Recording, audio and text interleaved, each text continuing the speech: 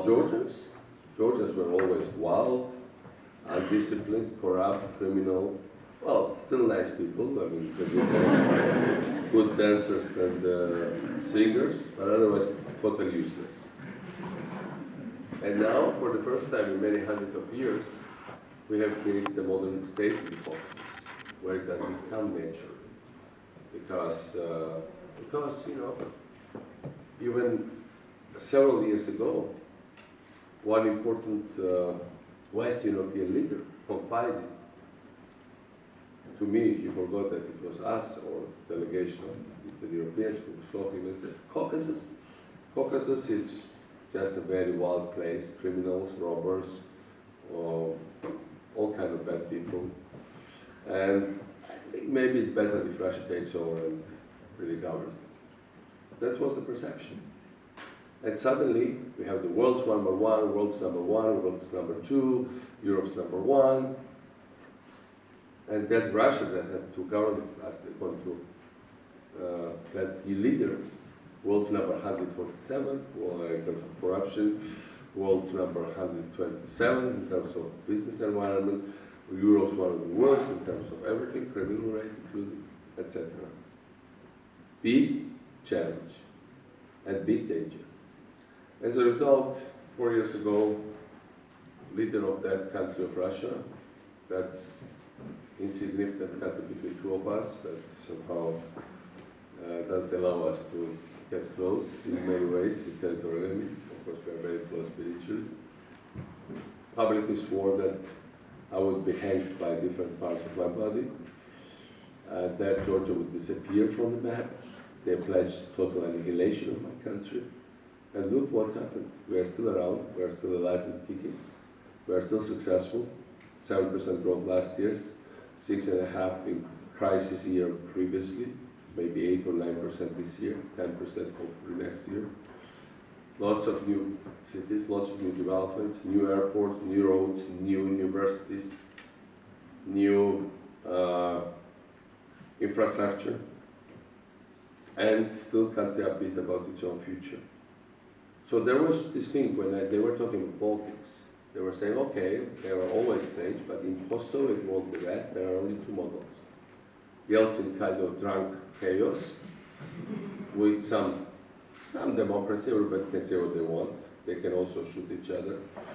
Everybody is corrupt, everybody is crazy, everybody is uncontrollable. Or everything should be controlled, like it was brought later by Putin.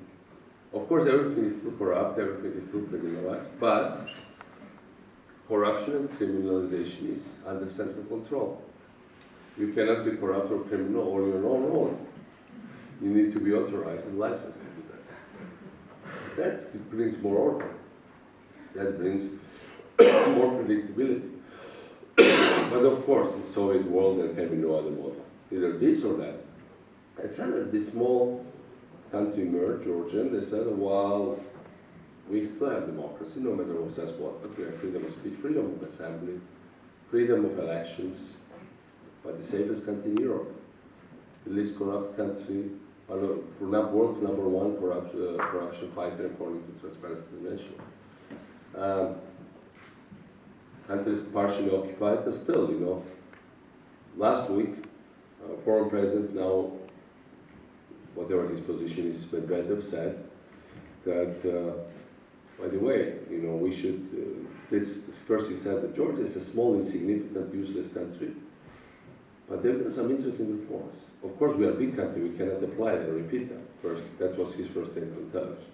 3 days later, he said in Russian Duma, well, Georgia is a country that has done very important reforms. I hate Saakashvili, but one has to say that it's interesting to observe it, and it's interesting to apply them and to study and apply them in my own country. Think about it. This big country had invaded many small nations in the 20th century. They've invaded you, and like in Georgia in the 90s, they deported lots of Latvians. They took over, like other two Baltic countries. They killed your statehood for some time. They've invaded Hungary in 1956. They hanged President Imladi of Hungary. They invaded Czechoslovakia in 1968. Deposed leader Dubček, ended Prague Spring and Czechoslovak independence. They invaded Afghanistan in 1979. They killed the president within 1 hour, and they plunged Afghanistan into decades of turmoil that is continuing until now. They invaded us in 2008. Before that, they did full-blown energy embargo in 2005. We stayed without gas and electricity and heating. They did full-blown economy embargo in 2006. We couldn't sell our products. You know it from your own experience. We lost 70% of our market, like in 1 week like this. And then in 2008, they came in, and when American Secretary of State asked her counterpart, Condi Rice, her counterpart in Moscow, what's your proclaimed goal? He replied very calmly with absolute calm of a reptile, full annihilation of a country. Full annihilation of a country, but that was my country. And 4 years later, they also swore to hang me and etc. 4 years later, and they're all totally intact in terms of different parts. But also my country, which is much more important, is around. And by the way, the country that pledged to dismember and kill us says, by the way, we should learn from them how to rule our own country. Isn't it a miracle of history? Isn't it the amazing paradox of what a small country can achieve when it has will and when it has perseverance? That's why I'm telling you, don't be afraid of anything. Just go for the thing and you will succeed. Thank you.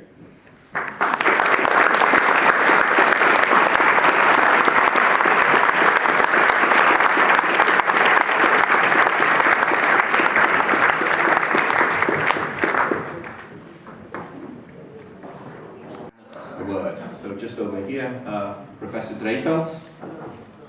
The question I have is, why do you think that Vladimir Putin dislikes you so much? It seems that that's one of the principal aspects of the relationship between Russia and Georgia. No, I think it's, frankly, it's not true. It has nothing to do with our personal relationship. And in fact, I think he likes us too much. And he wants us back. And this was one of the myths. Oh, there's not small problem. There's a small personal problem. Come on, they want to get back empire. What small problem? Look at the map.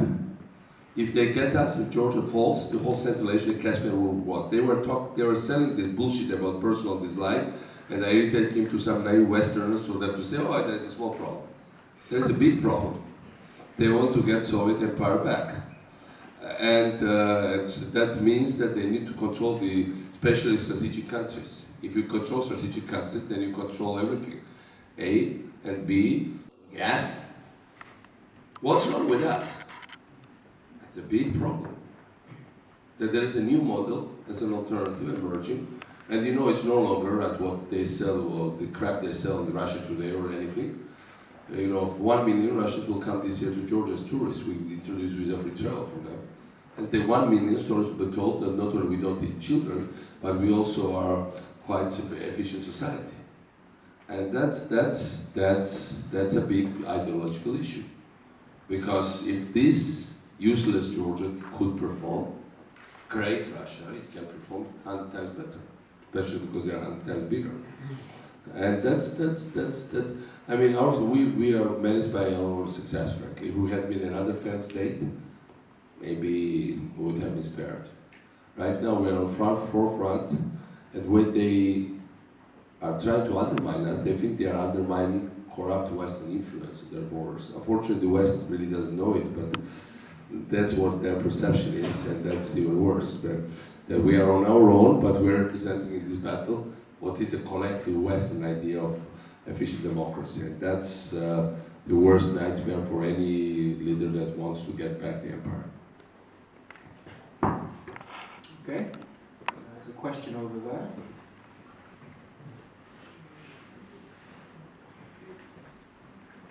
if you'd be so kind just to quickly introduce yourself and make sure that it's a question that's being asked.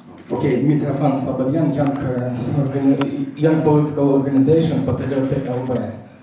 My question about the conflict between Georgia and South Ossetia. Why Georgia was started with conflict? Thanks. Well, I don't know. There is no such thing as South Ossetia. There is a small region inside the Georgia, where population was very ethnically mixed, and where there were people from which Russian troops entered in 2008. Entered after heavy shelling, several nights, after a long preparation. At the moment when I was gone for holidays and I just came back, 80% of my main principal advisors and lots of our officers were gone for holidays because we're a normal country and go in August for holidays. They entered. But they entered, it was pretext, and they went after Tbilisi. They went to occupy capital. And when they entered, they told local population, which are predominantly ethnically Ossetian, we came to liberate you.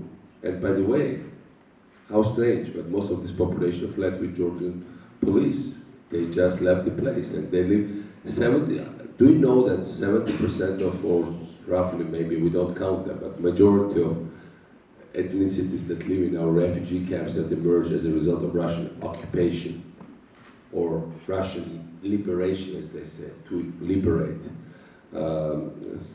so-called South Ossetia, ethnically Ossetian.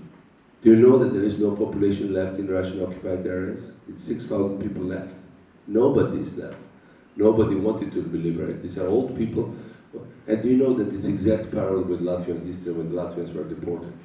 Because we had one big wave of deportation in the 90s when 500,000 people were deported from Abkhazia, because this was the most Europeanized and the most promising region of Georgia in terms of getting fast to Europe. Well, our friends in the north knew it very well. That's where they hit us very well in the 90s. And then this time they thought that the easiest place to get to capital is through that direction from the north, using this South Ossetian issue. So, you know, every time when small country in the history got attacked by big one, do you think our big ones claimed that they attacked? No. Do you know that great nation of Finland in 1939 attacked Soviet Union because they were so provocative? They wanted to attack and damage Soviet interests. And Soviet Union had to defend itself, so we had to... Do you know who started the Second World War, by the way? You know this is true story. Poles. Because this stupid Polish, as they were saying, the stupid, uncareful Poles, they attacked German radio station in territory of Germany by accident. 1 million strong German army was exercising at their borders. And that just a few kilometers from there. So when these uncareful Poles attacked great nation of Germany, what was left to this great army but to return the fire? And by the way, they had also to occupy Poland. You know that in 2008, when we were all taking our holidays, by accident, great Russian army was exercising at Georgia's borders. 150,000 people. By another accident, 3 days earlier, Black Sea Fleet, when I was having holidays in Italy, left Crimea in Georgian direction. By another small coincidence, they blocked all our computer sites 2 days earlier or 4 days earlier, I don't know, exact different data. All government sites were down.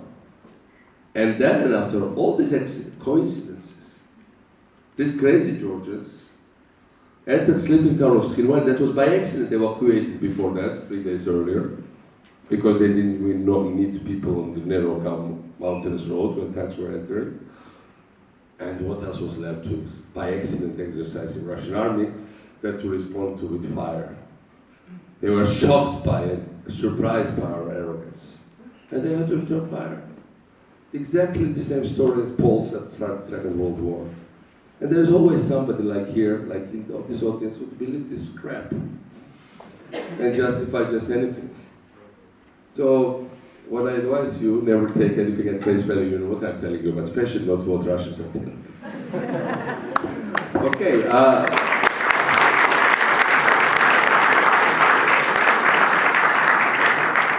Okay, we'll take Martin, then we have a question. Martin Škirš, are there any dangers of Georgia becoming like Ukraine, that there's a small moment of pro-democracy movement and then backlash to authoritarianism?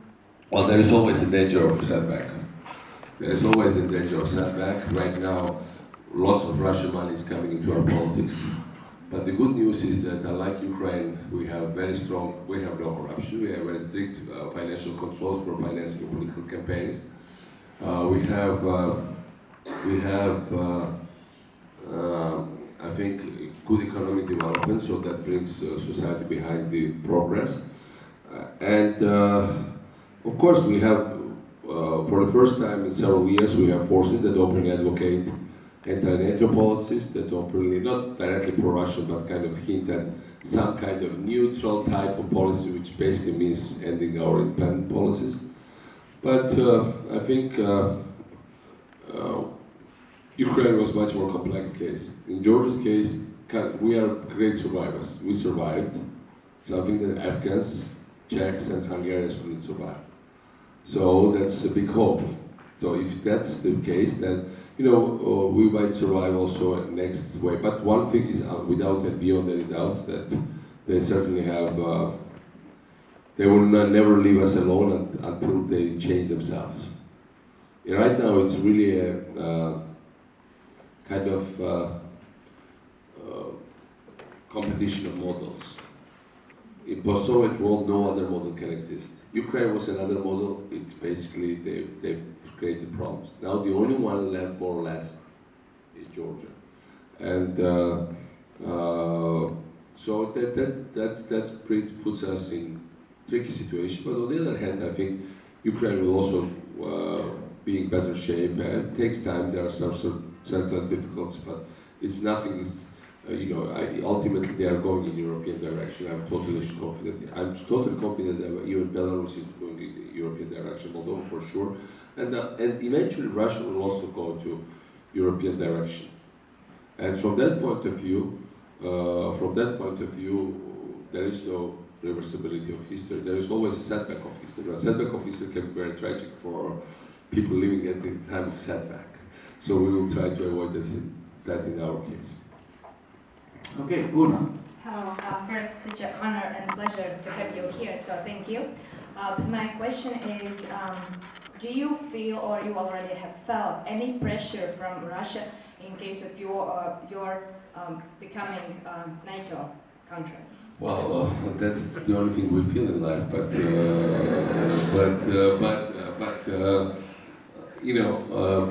what happened now in Chicago, we had this summit, and I always see NATO summits as a chance, but I also see them as a risk, because in 2008, divided NATO in Bucharest generated partly the factors that facilitate, I wouldn't say directly cause, but facilitate Russian direct onslaught on our country.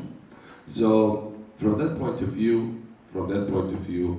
I thought that Chicago summit was a risk, because if there had been some disunity, that would have emboldened them, because it's kind of deja vu for me. In 2008 we had elections in America, in Russia, in Georgia, and we had NATO summit, and we got war. We have exactly the same factors, and we don't want war this year. But what happened is that basically this time Georgia was absolute darling in Chicago. We were put in new category of countries together with three other Balkan nations that are set to join. And they announced the next summit will be an enlargement summit, and then Georgia qualifies for it.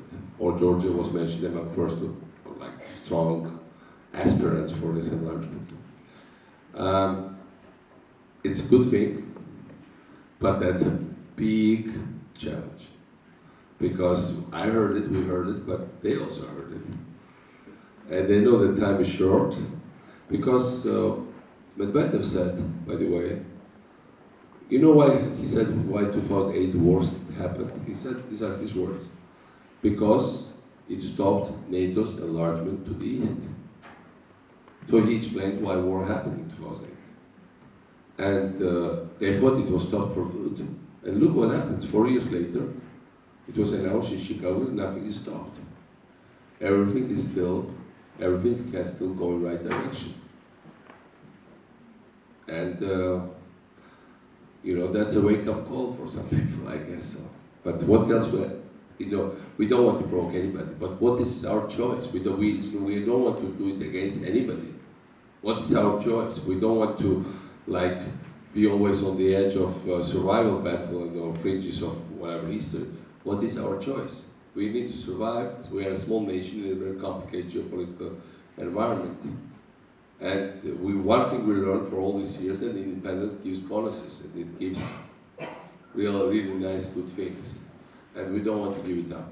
Some people think that our independence is an accident, that should be terminated quite soon, not to spoil us and not to spoil other people. So yes, it's a tricky situation, and we'll try to overcome it as always, and I'm sure we will. But, again, that's an eternal optimist speaking of me. Okay, thank you. Barbara. I have a question regarding corruption. You get the turn on. I have a question regarding corruption. You mentioned very low levels. How you could explain non-existent corruption in Georgia? Because the low levels of corruption have to be something like bottom-up thing, not top-down thing. Actually, is it due to some repressive methods or due to some local culture? No, well, first of all, I thank you for the question. And, by the way, I was afraid it's the last. Sorry, I've read the last question because we had to leave. I'm so terribly sorry, but I'll respond to that one. Well, first of all, one thing Georgia learned, and I think shared with the others, that there is nothing inherently cultural about corruption. You know, World Bank just did a book on Georgia solving election or corruption problem. And they said that they told to us, and this was book presented not only in Washington with like great trumpeting and advertising, but it was presented to multiple governments in Africa, Asia, and even in Western Europe, including, say, Swiss government on their request. And the World Bank told me that they've written in the past several books on corruption issues in different countries. First time ever in history that they write a book about solving the problem of corruption. And they were saying in the preface that, Georgia broke this idea that corruption is cultural, because really the idea was that especially southern countries, and it's true also southern part of Europe, the perception was that they're inherently inefficient, they're inherently corrupt. This was the stereotype that's still around. I mean, there was a big fight recently between Lagarde, the IMF chief, and Greek government, because that's essentially what she tried to say or imply about Greece, with or without reason. But basically, that's how they saw things. So from that point of view, Georgia was hopeless, because we liked, according to popular perception, not to work too much. We like to have something in the shadow always. But shadow economy in Georgia is less than 4% now. Less than Belgium has 10. When I became president, since then, our economy grew almost 4 times in nominal terms. But but with GDP growth, our budget went up something like 25, 27 times, with the fact that we decreased taxes 60%. So it's exactly index of legalized economy, of diminished corruption. We did also repressive methods, yes, repressive in terms of legality, but in terms of going after corrupt people. But mostly it was a combination of several factors. For instance, all new buildings in Georgia new buildings almost for all government civil service, judiciary, police, prosecutors, local governments, they are all transparent, all glass. Before they were the Soviet buildings, Raikom, etc. We don't have any of them left. We just opened 3 days ago new, amazingly beautiful big glass parliament in another city of Georgia place. So glass, transparent. It has some psychology to it. We also had amazing in terms of change of police, because what we did, we fired the entire police force, and what happened, it was before summer. So everybody thought crime rate would go up, and everybody thought traffic accidents would kill lots of people. In fact, traffic accidents increased just slightly, crime rate went down. We had for 4 months no police force, no, zero. Well, what discovered that police was part of the problem, not the solution. And so when we did, what we did is we put entire new young people without experience, gave them new uniforms, they never had real uniforms, gave them cars, they never had cars. Policemen in Georgia had to drive their own cars, and they never got salaries because they had to extort money and give them to their superiors. So we gave them new uniforms, new cars, new buildings, new weapons, whatever, pistols, and the main thing we gave them is respect. Previous police force was trusted by 5% of society, and new one is trusted by 90%. The previous one was hated, this one is loved. And according to all the polls we have from Gallup, from IRI, etc. Which means that if you have respect, then you also have your framework. You don't want to lose respect. It looks like you cannot buy it, but you will do just anything not to lose it. It's a social control that matters much more than going just after corrupt people. Salaries matter, but you can never give enough salaries to be not corrupt. And what matters most is dedicate big group of committed reformers that believe that no matter what, they should make it. They should make it, they should get it, they should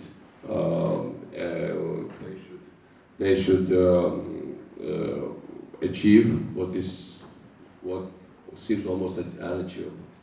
And that's ultimately, there is no blueprint. You cannot apply just, okay, this is a scheme, that's how we do it. You just believe in it. It's all about faith, not about only rationale.